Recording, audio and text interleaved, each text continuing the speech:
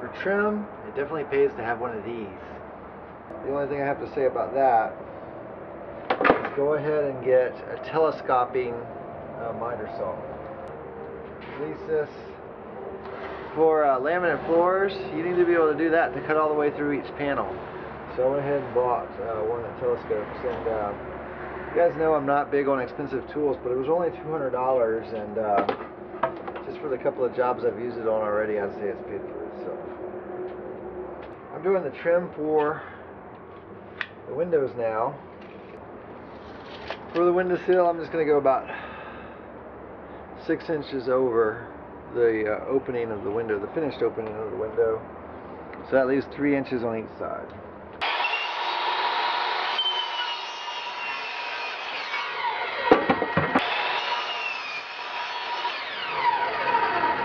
And just for something different, I'm doing cedar. But you know, cedar is also very handy because it does not rot as fast as other wood.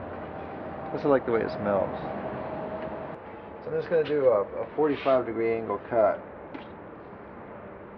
right across there and on the other side of each of these. I forget I have a laser on this thing too. It's so fancy.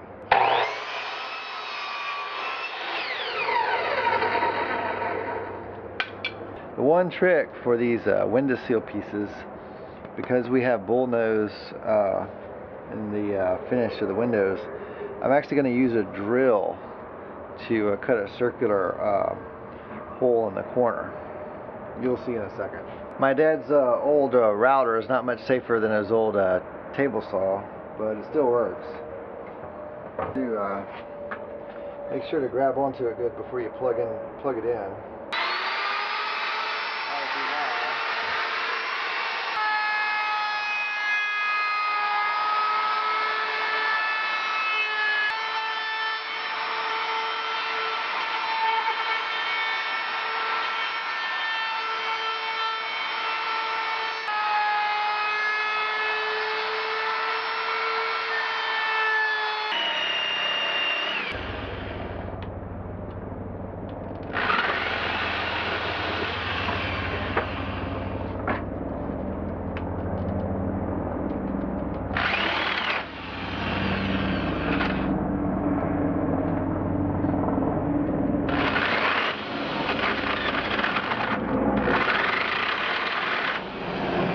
Yeah, this piece is completely not acceptable. I'm going to have to do this again in the daylight. And when you're picking your corners, to do that little drill thing, okay, 2 things. I was rushing. Don't use a dull bit. I knew that bit was like what I used to cut holes for wires through plates. So yeah, not a good one to use for a finished work. The other thing is, see that knot right there? Yeah, make sure you don't have a knot in your corner when you do this. Other times, I'm really not a big fan of measuring, because sometimes measuring is just not accurate. Like, I mean, and when I say measuring, I mean with a tape measure. And what you can see here is I'm trying to get this board right. I need to cut off some more here so to go all the way up against the windowsill. And to figure out how much to do on each side, how much more I need to cut away of this material right here in this area. I'm going to use this little piece of paper as a little template. What I've done is I've marked from the edge of the window how far I want this board to slide in up to the edge of the board there, and that's the distance more that I need to cut out. Anyway, so I'm putting my paper up to the edge of the wall and then going out that distance, and this is the true distance that I need to remove in terms of material.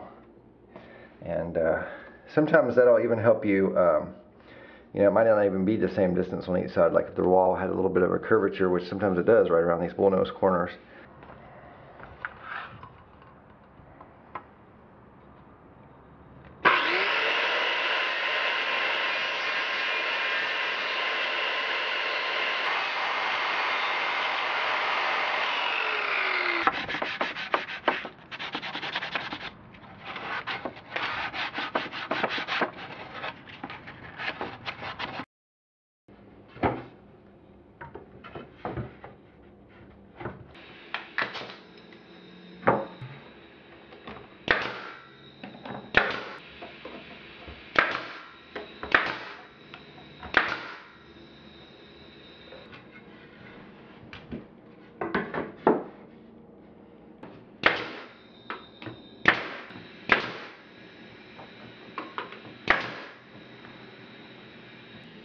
There, now I just need a little wood fill to fill in over those staples, and stain it and caulk it, and I'll be done with this room. Although I'm actually going to hang mini blinds in here too.